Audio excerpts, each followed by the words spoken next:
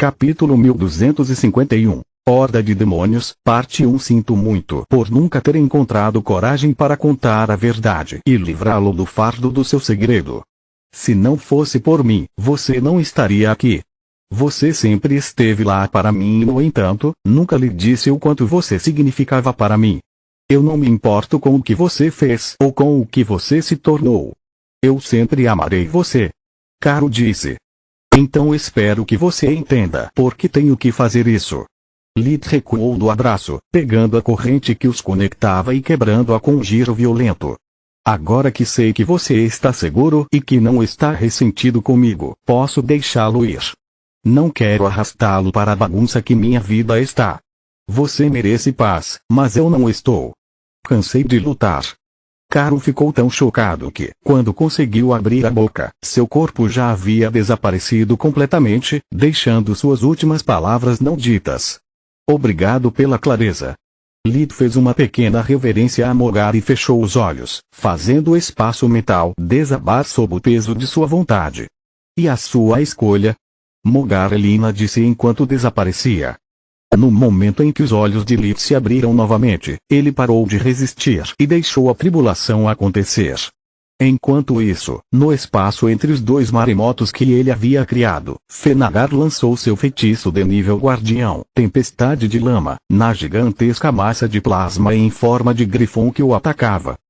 A água dos maremotos formou uma terceira em frente ao Leviatã, misturando-a com pedras ferromagnéticas do fundo do mar e carregando a água com uma tempestade de raios. A magia da água resfriara o plasma, enquanto o campo magnético hipercarregado imbuído na magia da terra prenderia até mesmo o corpo energético de Tiris. O Leviatã certificou-se de que Tempestade de Lama se igualasse a Tiris tanto em carga elétrica quanto em potência. O efeito repulsivo tornou-o impossível para o grifão passar por seu feitiço. Tiris rugiu quando a força imparável de seu ataque atingiu um objeto imóvel. Tanto sua forma de corpo relâmpago quanto a tempestade de lama desmoronaram, incapazes de resistir ao poder um do outro. O choque causou ondas de choque que por sua vez geraram terremotos e maremotos, apesar do controle que Fenagar exerceu sobre o corpo de água ao seu redor. Garland estava longe demais para notá-los, enquanto Gera levava a pior. Merda! Os 4 membros restantes do conselho desperto disseram em uníssono. Enviamos nossos membros mais fortes para Kolga. Como podemos evitar que Gera seja dividida em duas com as pessoas que nos restam? As costas do continente tremiam com intensidade crescente, enquanto maremotos altos o suficiente para devastar o continente por quilômetros se aproximavam a uma velocidade incrível. O conselho alertou todas as suas cidades e tentou pedir ajuda aos outros guardiões, mas sem sucesso. Eles estavam muito focados no programa para se preocuparem com detalhes tão insignificantes. Fenagar aproveitou o momento em que Tiris foi forçado a voltar à sua forma física para enrolar seu enorme corpo ao redor dela. Isso permitiu que ele restringisse seus movimentos e prejudicasse sua força física enquanto estava livre para atacar de todos os lados. Os feitiços de Fenagar não poderiam prejudicá-lo e ele tinha Tiris exatamente onde a queria. Ele soltou as ondas gigantescas, fazendo o oceano cair sobre elas e tirando seu precioso elemento ar, enquanto ele extraía a vida dela, apertando cada vez mais com cada movimento que ela fazia. A altura de Tiris na Cernilha era superior a 50 metros, 164 pés, de altura e 87,5 metros, 287 pés, de comprimento, mas o corpo do Leviatã se estendia por mais de 122 metros, 400 pés, conseguindo apertar facilmente seus membros e pescoço ao mesmo tempo. Vir aqui foi estúpido da sua parte. Fenagar lançou mais e mais feitiços a queima-roupa contra seu oponente preso. Dar-me tempo para me preparar para sua chegada era tudo o que eu precisava para vencer. Você tinha um plano para se livrar de minhas matrizes, mas elas eram apenas uma diversão descartável destinada apenas a desperdiçar sua energia. A complexidade delas escondia a brilhante simplicidade do meu verdadeiro objetivo. Não importa quão forte seja um guardião, ainda temos que seguir as leis da física e da magia. Você é uma criatura voadora enquanto eu sou uma serpente marinha. Adivinhe quem vai vencer agora que estamos sob centenas de toneladas de água. Tiris tentou piscar, mas Fenagar interrompeu sua magia dimensional e começou a congelar a água ao redor deles. O frio não fez nada com ele, mas enfraqueceria seu oponente ainda mais rápido e roubaria do Grifon seus preciosos raios. E se era um mau condutor, e numa luta entre iguais era mais que suficiente para inclinar a balança a seu favor. Me provocar foi estúpido da sua parte. Tiris sorriu quando seu corpo saiu ileso de todos os ataques de Fenagar. Você usou bem o tempo que precisei para chegar aqui, mas eu também. Você realmente achou que eu não gastaria aqueles 8 minutos preparando meus melhores feitiços? O corpo de Tiris começou a brilhar como um sol à medida que aumentava de tamanho além do que o Leviatã poderia contrair. Só então Fenagar percebeu que cada pena do seu lado de águia, cada pelo do seu lado felino estava coberto por uma construção de luz dura, tão fina quanto o papel, mas tão dura quanto um diamante. Mesmo a visão da alma não conseguia distinguir entre a energia de algo tão pequeno e a energia viva que era um guardião dando tudo de si. Além disso, Tiris infundiu a si mesma e a construção do redemoinho da vida. Dessa forma, sua habilidade inata não apenas melhorou sua já notável destreza física, mas também escondeu a presença do construto, ao mesmo tempo que o tornou durável o suficiente para resistir aos feitiços do nível guardião. A construção em forma de Grifon, castelo de luz, continuou crescendo em tamanho, prendendo os 2 guardiões dentro. Fenagar amaldiçoou Mogar ao perceber o que havia acontecido. Tiris agora havia perdido sua proteção inquebrável, mas foi uma troca digna. Ele estava agora em um espaço seco e cheio de ar, onde seu corpo comprido era apenas um alvo enorme. Enfrentar um Grifon no ar foi idiota e para piorar a situação, todo o construto obedeceu à vontade de Tiris, não lhe deixando nenhum lugar seguro para onde recuar. Porra!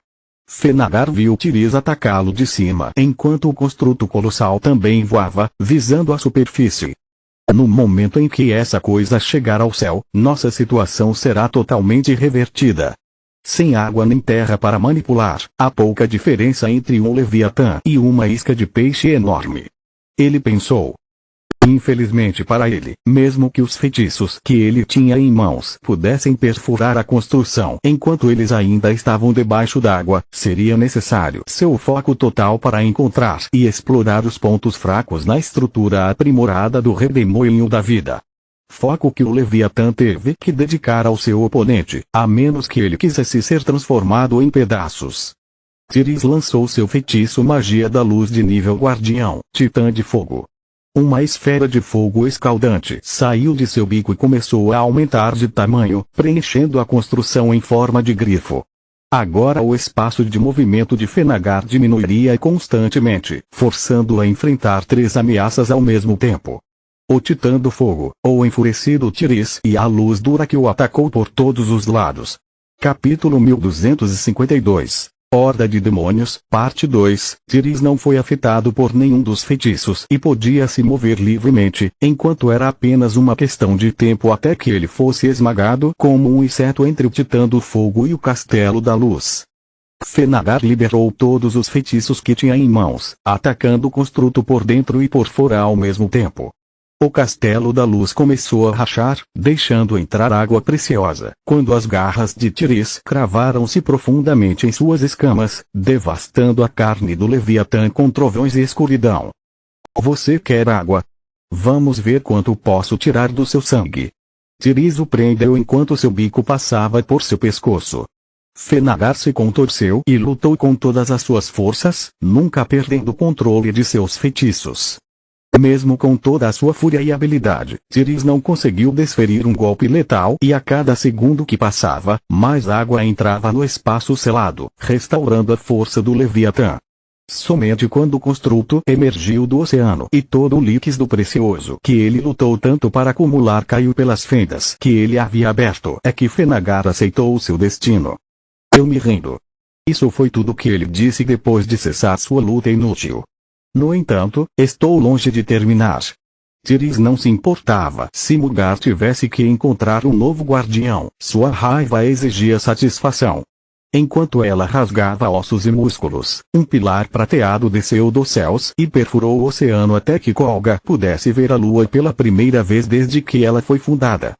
A consciência de todos os guardiões e até mesmo daqueles que possuíam um núcleo branco foi arrastada à força para o campo de batalha onde os não-vivos e os mortos-vivos lutaram pelo seu direito de existir. Lid sabia que uma tribulação mundial não lhe faria nenhum bem por si só, mas sua ativação deu-lhe todos os meios de que precisava para mudar o rumo da batalha. Ele havia experimentado tribulações suficientes para saber que, mesmo que por um breve segundo, a repentina onda de energia mundial ao seu redor seria tão densa que afastaria todos os inimigos que o cercavam.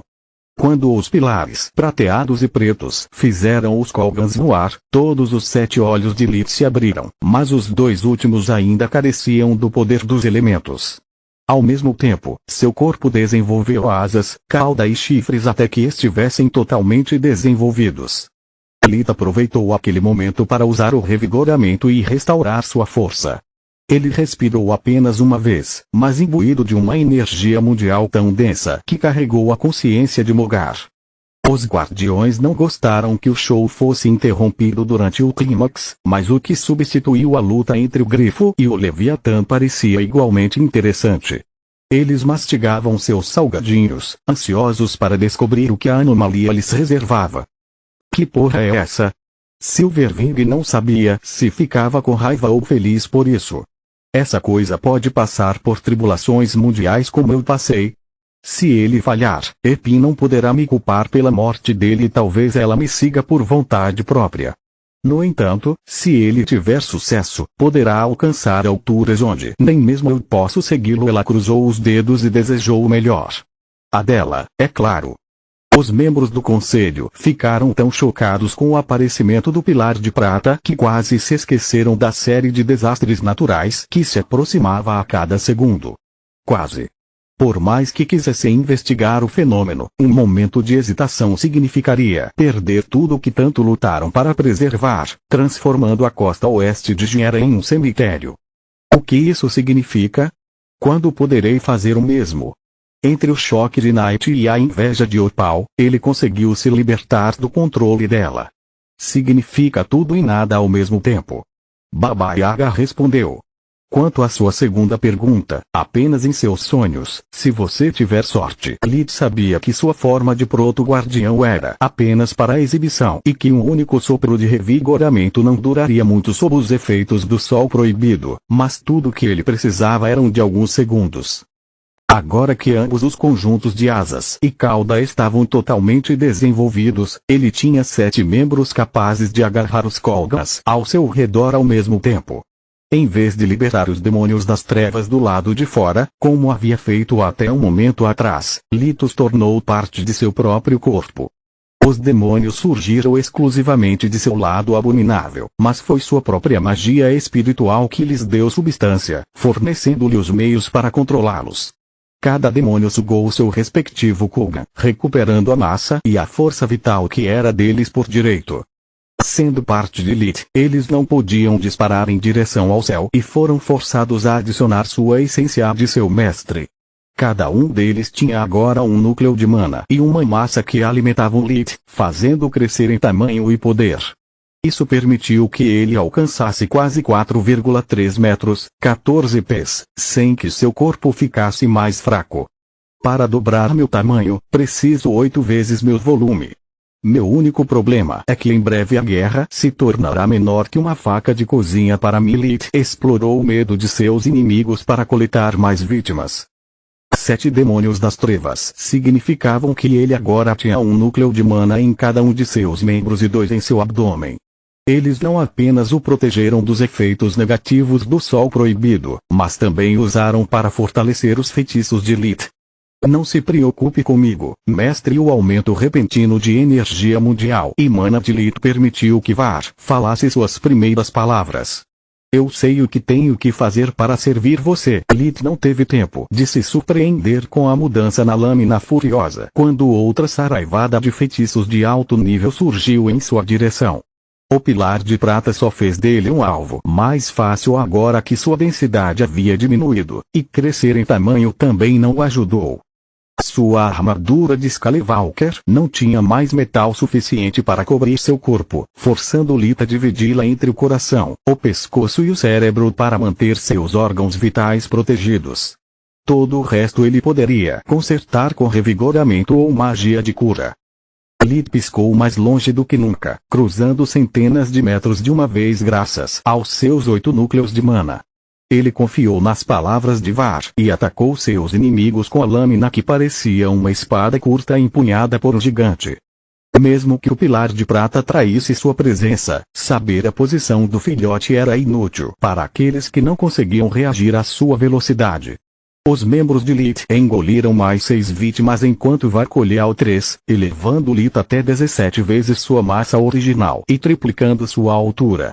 Agora que ele tinha 6,5 metros, 21 pés, de altura e era fortalecido por 17 núcleos de mana, suas escamas negras não foram afetadas por todos os feitiços abaixo do nível 4, permitindo que ele se concentrasse no ataque. Suas garras rasgaram a armadura encantada de seus inimigos como se fossem feitas de papel e, ao dar substância aos espíritos dos mortos que assombravam cada Kolgan, Lita só precisou de um arranhão para matá-los. Gavinhas pretas irrompiam de seu corpo com o contato, envolvendo suas vítimas e sugando-as até secá-las. Continua no próximo vídeo.